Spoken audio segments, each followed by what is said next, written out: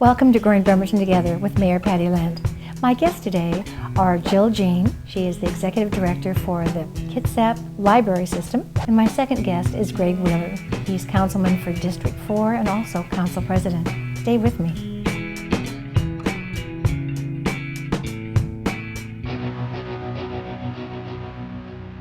Welcome to Growing Bremerton Together with Mayor Patty Lent. My first guest today is going to be Jill Jean. She's Executive Director for our Kitsap Library System. We're going to learn a little about her, and also the newest news is the new library in Silverdale. Thank you. You have two first names. I do, and it confuses everyone. I've had people who have known me for 10 years call me Jean, and I just automatically answer to either one. To either one. Yes. That's kind. I met you when you first arrived in Kitsap County.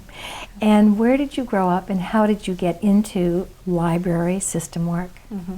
Well, I grew up in Kalamazoo, Michigan, so I say to people, yes, there really is a Kalamazoo. And it's interesting that I find a lot of Kalamazoo people have migrated out here to the Washington state area. But I first got involved in libraries when I was working in a library in college. And I had an office that was located right next to the director's office. And my intention was always to be a 7th grade math teacher. Mm-hmm. But having this close proximity to the director of the library, he kept encouraging me to consider another occupation.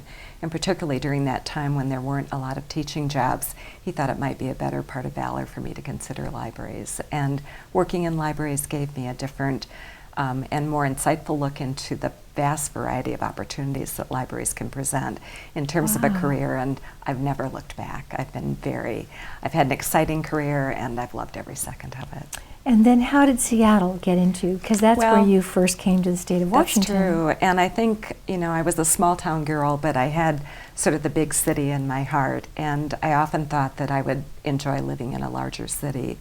And so I was at a point in my life where I was thinking about a change, and a job in Seattle came along, and a very close friend told me about it, and I applied for it, and the rest is history. So I've been here for almost 30 years now. 30 years. The newest library, that beautiful library in Seattle, yes. Weren't you part of getting that, either the capital campaign or the site, or redoing that library? Well, actually, I was the director of the Central Library during that building program. So when I was appointed to that role in 1998, I had no small task before me. And what I needed to do was actually lead the process for taking down the old building, building a temporary quarters for the library down where the convention center is now located, and then working on the building program for a new library. So it was really a threefold job, and a little lofty because I wasn't trained to be an architect or a builder, but I sure have learned a lot about it and spent almost 6 years of my life really working on that project. And it's tremendous. I think what we ended up with is a building that is a wonderful opportunity, and a real, if I can say this, one of the buildings people point to as really landmark buildings in the world in terms of architecture. It's that iconic that our old Manette Bridge used to be. Very it's much. Something that will Very last. much so, yes. And then we got you, Kitsap County. So I was a county commissioner when they were doing an outreach and looking for someone to do the same type of thing in Kitsap County. So I believe, was that 2003 or 4? Actually, it was 2006, so a little bit later. And since you've been here, it's almost like going back to the small town. Mm-hmm. Very much so. And it was exactly what I wanted. Again, I was at a point in my career where I'd had a lot of opportunities and I'd done a lot of wonderful things, but I very much wanted to be back closer to my staff and closer to the people that we were serving. And I was so lucky because I think as I was looking at the array of opportunities out there, I was considering maybe another big city, and instead I found an opportunity in my own backyard. And how great is that? I could stay where I was currently living and where I love living and really serve my own community. Oh, so that's wonderful. It was a wonderful blessing. And I think you were the first person I talked to at my very first interview process. I was on that interview team, and what a joy that was. And I continue to appreciate you and where you are today in our system. You had some challenges, though, and when I think about Silverdale's library, we knew when that Navy base was going to be built in the 60s and 70s. It took a long time for the Navy to find out that they wanted to take and expand. So here's little Silverdale with a little house and a little library, and that's only one of 9. So I'd like you to give us a little idea about where the areas are for our libraries and the outreach that you've been able to do since you've been on board. Well, there have been a lot of challenges, and I think one of the largest challenges within our library system has really been bringing our libraries into the digital age. So not only have we been incorporating lots of self-service where people can literally help themselves within our libraries, but also a lot of digital products. And so we've been very excited about how we've been able to expand what we can offer to our patrons. We have lots of digital music. We have lots of our wonderful digital magazine collection. We call it our Zenio service. All of our digital downloads. Certainly people can pay to go to Amazon, but it's much more cost effective to come to your local library. And we're adding new products every day. Do you have computers at each one of the branches? We do. We have lots of computers for people who really either choose not to or can't afford to have either the computer or the connectivity in their own home. And so we really fulfill, I think, a big need within our communities as a community center to offer not only products for recreation and enjoyment and learning, but also that technology that really people need in this digital age that we're now in. And we have a purple bookmobile. We do. So where does that travel? Well, it really travels all over our county, and as you just asked, we really cover a very large geographic area in Kitsap County, and going all the way from our Little Boston Library, which is on the Sklallam Indian Reservation, all the way down the county, cutting over to Bainbridge Island and back, through Poulsbo, and then down around through Port Orchard and up to Manchester. So it's a very large geographic area, and with our bookmobile, we really attempt to serve those pockets that aren't within a few miles of a local library. So we go hither and yon and are always on the lookout for a new place where we can serve people better that are more remote in terms of their proximity to our libraries. So the Navy is one of those out-of-the-way places. Yes. You've been able to go on the different bases We have. and in Jackson Park. So you're bringing those books and all those latest technology to, again, the roundabout where they don't get off the base or they don't get into a library itself. Well, there are families on our bases, and I think that's something that people tend to forget about, that don't understand the military or the families that are left behind of some of these military men. And for the women to have access to the services, let alone the children, has been really great. So we persevered and really got those bookmobile stops on the bases because we believe it's so important. That's great. We have you at our farmers market at least once a month. Yes. And because I'm Bremerton-Kitsap as the mayor, I have to say, as the programs that have been developed at our downtown library, I know Sylvan is kind of a headquarters and it's a new and modern library, but we've got that built in 1937. It was remodeled, the county and the city, and with the grant we remodeled that. But you've got a reading program that has really gotten our kids during the summer and as they're getting ready to go back to school. That's a remarkable thing. Parents are reading, kids are reading, teens are reading. That is education at its best because it's going to help them no matter what grade they're in. Yes, and we've actually really reshaped our summer reading program to really be a summer of learning. So in addition to the reading, which is always going to be of prime importance, we're really saying it's also the experiences in our library that we may take children on in terms of field trips and things like that really make the difference in summer learning. And so this summer we've been all about supporting the school's activities with STEM learning, and we're all about technology and science and engineering and math, and really incorporating those into all of our summer reading programs. And then taking teens on excursions and to different places that they may not have the capacity to enjoy on their own, and it's just been a great summer. So it's going to be all about experiences that create the learning situations as well as the reading. We'll never let the reading go aside. That's great. I know you're doing art as well. Back on the East Coast, they've added A to STEM, so it's STEAM, because those art projects are the creative mind, the creative side. One of the most important things is there's been so much in the news about a location for this new Silverdale Library, and I know that's been a long time. How many years has it been that you've wanted to take and expand and have something available for that huge population that's growing in Silverdale? Well, the library system has been working on this project for all of 18 years, since 1997 or 8, maybe 16 years, but it's been a very long process and a little bit circuitous. We tend to take a step forward and a couple steps back, but we have persevered. And on August 26th, our Library Board of Trustees will be making a decision to site Silverdale, a new Silverdale branch at one of 3 locations. That's and tremendous. We are very excited about that. How can our public get involved in a capital campaign? How can we support what you're doing and make a difference in the community? Well, I think a capital campaign involves private citizens really stepping up to support their library through private donations. And it can be as small as some change from a child to something as grand as a very lofty amount from a major donor.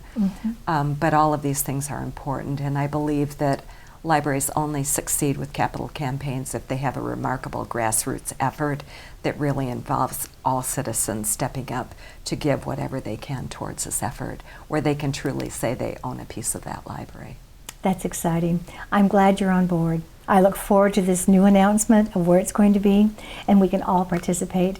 Jill, it's a delight having you. We've learned a little bit more about the system and, of course, about you. Thank you for being my guest. Thank you, Pat. Stay tuned. We'll be right back.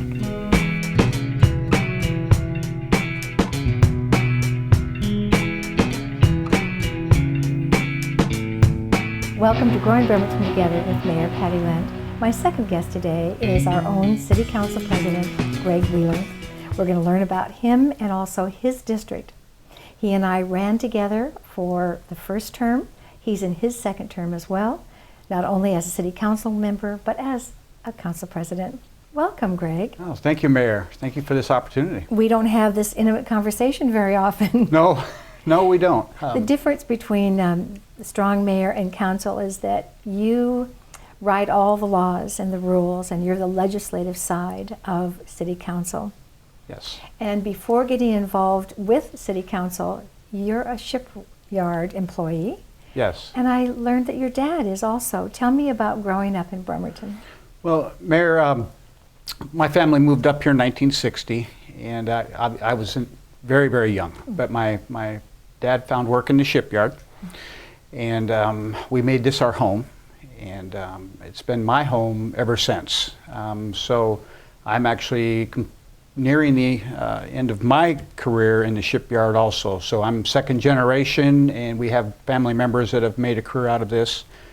It's really been a nice thing to have in our community for us, for our family. It's really worked well. That makes you a mentor. I know that both in Kiwanis and Rotary, you do represent what we are in this community. And people look up to you as because of that job and also because of your political career. I appreciate that, Mayor. So speaking of that, I want to talk a little bit about where we're going with our land use. There is a update of the comprehensive plan, and the one for Bremerton was done before you and I got here. Yes. So now this is a major update, and it means it will start in January of 2015, reaching out to all the citizens and talking about jobs and citizens and where we're going to spend the money, how we're going to grow the city, the things that make up a city. Yeah. And you've just done a walk through your entire district with Andrea, and who else was with her on that? We had Allison was there, and Mr. Jackson, a brand new hire. I work with his father and Garrett. I work with his father in the shipyard. Small world. For many years. And there was some other folks. So it was a good part of the staff was there. So the folks that are going to do the work on the comp plan update.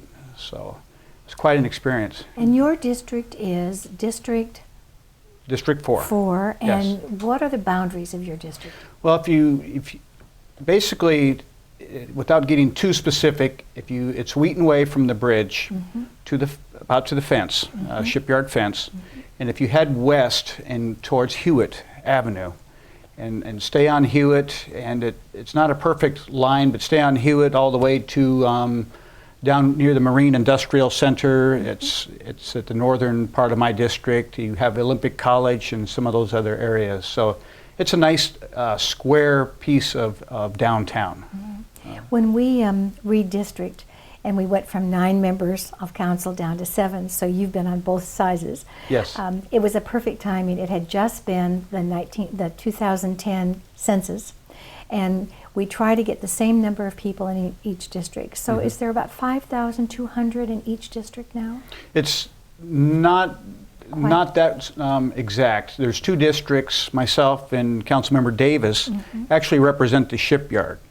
So yeah, we have that many folks, but I represent folks inside of the shipyard, which it makes it a little unique as far as they're representing them, especially the Navy folks coming in, and they have complete opportunity and freedom to be involved in city government if they choose. So I'm there for them. That's great. Yeah. And you are there. I know that in your first term, and even now, you have at least monthly meetings for your district meeting to let people know what's going on in the city.